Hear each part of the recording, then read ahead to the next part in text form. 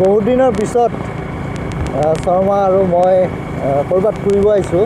খুব ভাল লাগিছে, ভাল এটা এক্সপিৰিয়েঞ্চ। আজি লগ পোৱাৰ কাৰণটো এটা বেলেগ।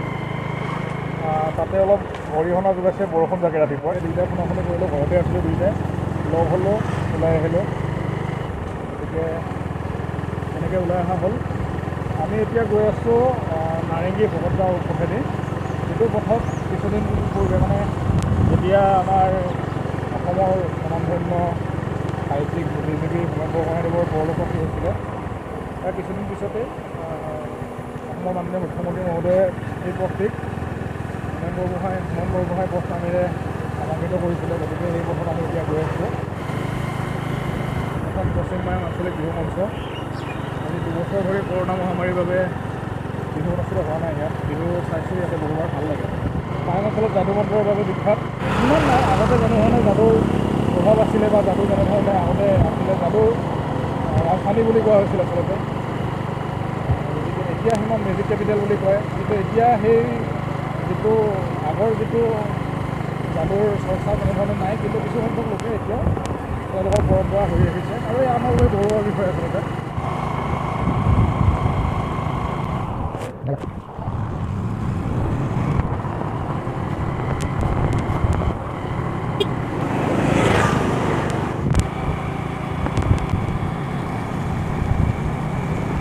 জাগ্ৰত গণেশ মন্দিৰ বুলি কোৱা হয় এইটো।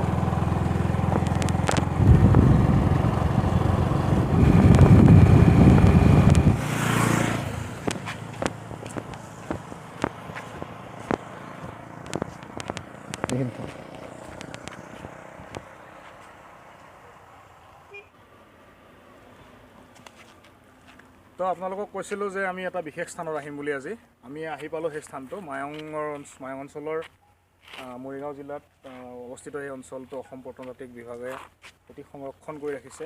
আচলতে আপোনালোকক দেখুৱাব বিচাৰিছোঁ এছিয়াৰ ভিতৰতে দীৰ্ঘতম শিলালিপিখন আমি আপোনালোকক দেখুৱাব বিচাৰিছোঁ।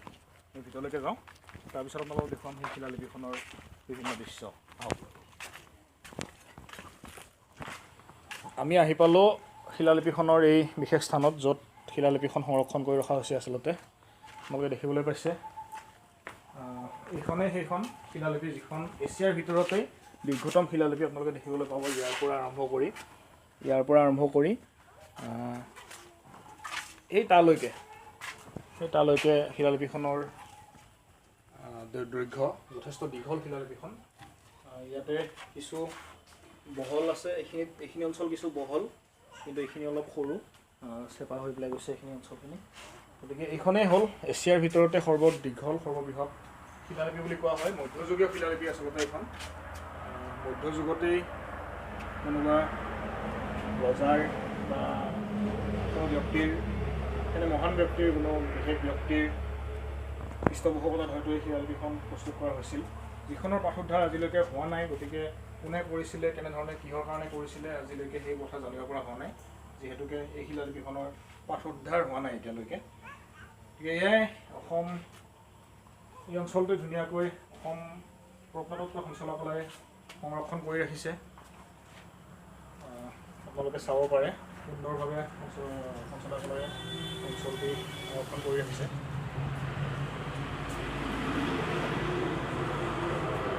এছিয়াৰ ভিতৰতে দীৰ্ঘতম শিলালিপি আমাৰ পিছফালে এইখন লিখা আছে। আপোনালোকে ইয়াৰ আখৰবোৰ আমি ধৰিব নোৱাৰোঁ, কিন্তু এইটো যে শিলালিপি হয় বা কিবা যে আখৰ লিখিছে সেইটো ধৰিব পাৰি, সেইটো স্পষ্টকৈ ধৰিব পাৰি। কিন্তু কি ভাষাত লিখিছে, সেইটো কোনে লিখাইছিল, কি ভাষাত লিখিছিলে, কিহৰ উদ্দেশ্যে লিখা হৈছিলে, সেইটো মানে কি এতিয়ালৈকে সেই বস্তুখিনি পাঠোদ্ধাৰ হোৱা নাই। বিভিন্ন শিলালিপি, যেনেধৰণৰ অশোকৰ বিভিন্ন শিলালিপি পাঠোদ্ধাৰ হৈছে। তেওঁলোকে কি ভাষাত লিখিছিলে বা কেনেধৰণে লিখিছিলে সেইবোৰ গম পোৱা গৈছে, কিন্তু এই শিলালিপিখনৰ বিষয়ে তেনেধৰণৰ কোনো তথ্য নাই যে এইখনৰ পাঠোদ্ধাৰ আচলতে আজিলৈকে হোৱা নাই। গতিকে ই এক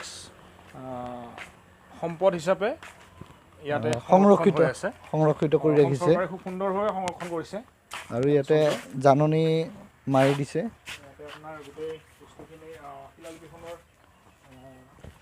বিতং তথ্য দিয়া আছে। ইয়াতে লিখা আছে 85 চেণ্টিমিটাৰৰ পৰা 85 চেণ্টিমিটাৰ ইনটু 47 সেণ্টিমিটাৰ 40 সেণ্টিমিটাৰ ইনটু 112 সেণ্টিমিটাৰ আৰু 270 সেণ্টিমিটাৰ ইনটু 330 সেণ্টিমিটাৰ এই শিলালিপি বৰ্তমানলৈকে পাঠোদ্ধাৰ হোৱা নাই।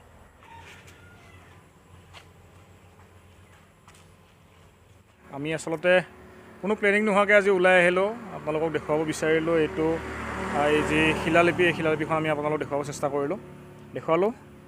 আশা কৰিছোঁ ব্লগটো ভাল লাগিল, ভিডিঅ'টো ভাল লাগিল। আগলৈ ভিডিঅ'সমূহ চাই থাকিব। তো আপোনালোকক দেখুৱালোঁ এছিয়াৰ ভিতৰতে দীৰ্ঘতম শিলালিপি, আৰু যিমান দূৰ পাৰোঁ আপোনালোকক দেখুৱাবলৈ চেষ্টা কৰি থাকিম আমাৰ পৰৱৰ্তী ভিডিঅ'সমূহত। আজিৰ ভিডিঅ'টো ইমানতে সামৰণি মাৰিছোঁ। পৰৱৰ্তী ভিডিঅ'ত পুনৰ লগ পোৱাৰ প্ৰতিশ্ৰুতিৰে আজিলৈ বাই বাই।